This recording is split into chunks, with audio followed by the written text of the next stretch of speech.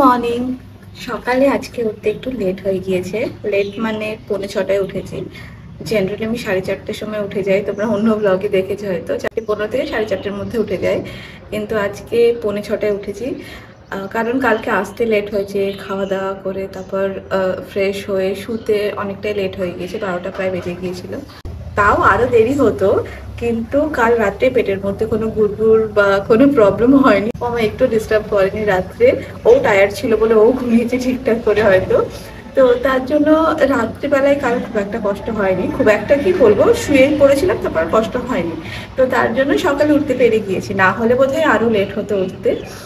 তো ব্যাস, এবার প্রাণায়ামও করে নিয়েছি। উঠে আমি তাড়াতাড়ি মুখ টুক ধুয়ে একটু প্রাণায়াম করে নিয়েছি। খুব বেশি আজকে কিছু করতে পারিনি, প্রাণায়াম মেডিটেশন এটুকুই করেছি আজকে, এক্সারসাইজ একটুও করতে পারিনি। ব্যাস, এবার যাব, ড্রাই ফ্রুটসগুলো খাবো আর বাকি খাবার দাবার খাবো। কারণ আজকে আবার দুপুরবেলায় যেহেতু বিয়ে, দুপুর 12টার মধ্যে আমাদেরকে ভেন্যুতে পৌঁছতে হবে। তার জন্য তার মধ্যে সব ব্রেকফাস্ট, স্নান, রেডি হওয়া সব কিছু করে নিতে হবে। জেনারেলি অন্য টাইম হলে অসুবিধা হয় না, তাড়াতাড়ি হয়ে যায়, কিন্তু এখন যেহেতু তাড়াহুড়ো করে সব কাজ করতে পারছি না, আস্তে সুস্তে করতে হচ্ছে, তো একটু টাইম বেশি লেগে যাচ্ছে। এখন আই থিঙ্ক 7টা বাজছে হয়তো। তো এবার যাই, বাকি কাজগুলো করতে থাকি। প্রাণায়াম করে ম্যাটটা আর তোলা হয়নি। এবার ম্যাটটা আগে তুলে নেব, তারপর ড্রাই ফ্রুটসগুলো খেয়ে স্নান করে নিচে চলে গিয়েছিলাম। সেদিন কিছু একটা পুজো ছিল বা পূর্ণিমা, কিছু একটা সামথিং ছিল, তো তার জন্য সকাল সকাল মামাম স্নান করে পুজো করে নিয়ে প্রসাদ নিয়ে চলে এসেছে। তো আমরা সকলেই প্রসাদ খেয়ে নিলাম। তখন মোটামুটি 10টা বাজছিল সকালবেলায়। আগে প্রসাদ খেলাম, তারপর ব্রেকফাস্ট।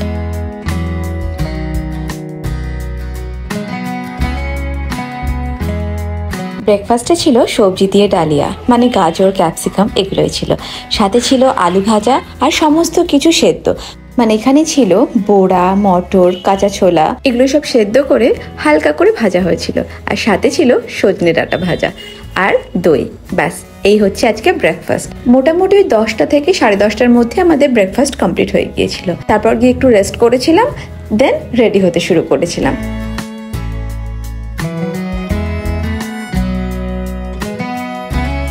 সেদিন আমি সিল্ক শাড়িটা পরেছিলাম। শাড়িটা খুব সফট, পরেও আরাম লাগে বেশ। কিন্তু এই শাড়ির যে ব্লাউজটা ছিল সেটা তো আগে তৈরি করা, তাই ওটা আর এখন আমার হয় না। তার জন্য অন্য একটা শাড়ির ব্লাউজ পিস, যেটা ব্লু কালারেরই ছিল, সেটা এখন বানিয়ে নিয়েছিলাম যাতে এই শাড়িটার সাথে পরতে পারি। কিন্তু সেটাও আবার একটু ঢেলা বানিয়েছিল। আমি তো কালকে টেকে নিয়েছি, ভিডিওতে দেখিয়েছিলাম, লাস্ট ভিডিওতে দেখেছো বোধহয় তোমরা।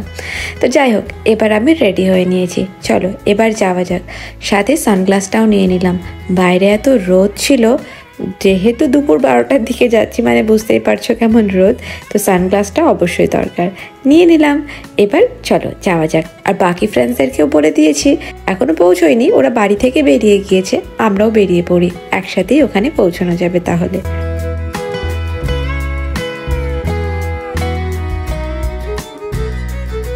এই দেখো আমাদের বউ, এখনো বিয়ে হয়নি যদিও বা বাকি আছে, কিন্তু বউ সেজে তো বসে আছে আমাদের শবনম।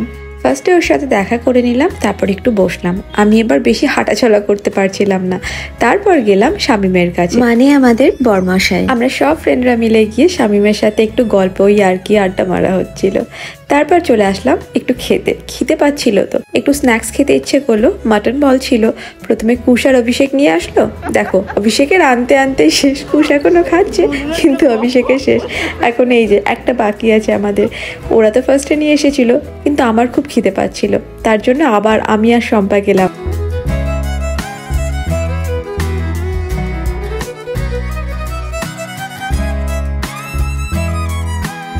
যদিও বা আমাকে যেতে বারণই করছিল, কিন্তু আমি ভাবলাম চাই একটু নিয়ে আসি, এইটুকুতে আর কি হবে। মটন বলটা খেতে বেশ ভালোই ছিল, আমি তো 3-4টে খেয়ে নিয়েছিলাম।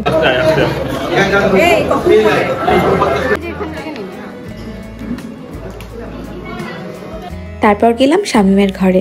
আসলে শবনম আর শামিম আলাদা আলাদা রুমে বসেছিল, তো এই রুমে এবার বিয়ে, মানে বিয়ে বলতে কি রেজিস্ট্রি হবে।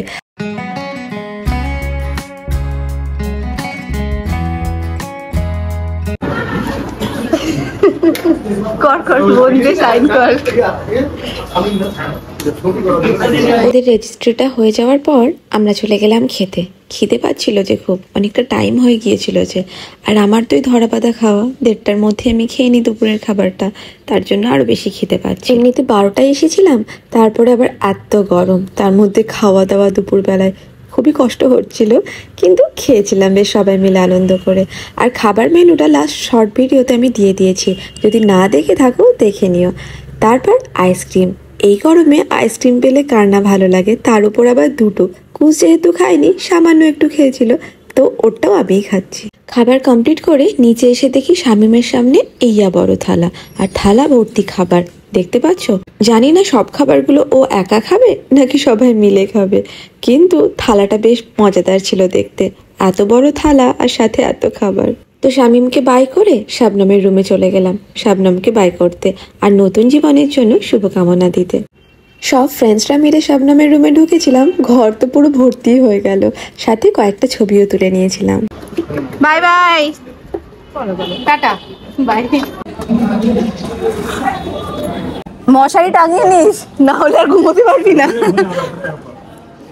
কবি মশা, আমি রেডি হচ্ছি, এখানে সামনে এটা খুলে দিই, ঠিক আছে? মশা বাই বাই। তো আমাদের হয়ে গেল বিয়ে বাড়ি কমপ্লিট, এবার চলুন বাড়ি। বাড়ি ফিরতে ফিরতে ওই 4টে মতো বেজে গিয়েছিল। তারপর প্রচুর পরিমাণে জল খেয়েছিলাম, এত গরম, আর খাবার সাথে তো জল খায় না, তাই খাবার পরেও আর খাওয়া হয়নি। বাড়ি এসে একবারে এত জল, আর হাইড্রেট তো থাকতেই হবে এই সময়। তারপর এবার মেকআপ তোলার পালা।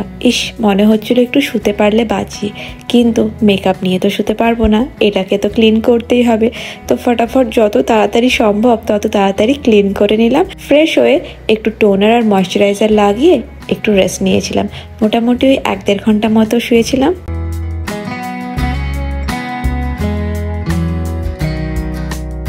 সন্ধ্যেবেলা একটু ছাদে গিয়েছিলাম হাঁটাচলা করতে। আসলে আজ মর্নিং ওয়াক ইভিনিং ওয়াক কোনোটাই হয়নি, তার জন্য ভাবলাম একটু হাঁটাচলা খুব দরকার। যদিও বা শাবনমের ওখানে গিয়ে একটু হাঁটাহাঁটি হয়েছে, তবুও একটু ইচ্ছে করলো ছাদে যাই, একটু ঘুরে আসি, তাই ছাদে চলে গিয়েছিলাম। একটু গল্পও হলো, ঘোরাঘুরিও হলো, হাঁটাহাঁটিও হলো। তো আজকের ব্লগটা এইটুকুই। যদি তোমাদের ব্লগটা ভালো লেগে থাকে একটা লাইক করে দিও। দেখা হচ্ছে পরবর্তী একটি ব্লগে। ভালো থেকো, সুস্থ থেকো, চলো টাটা।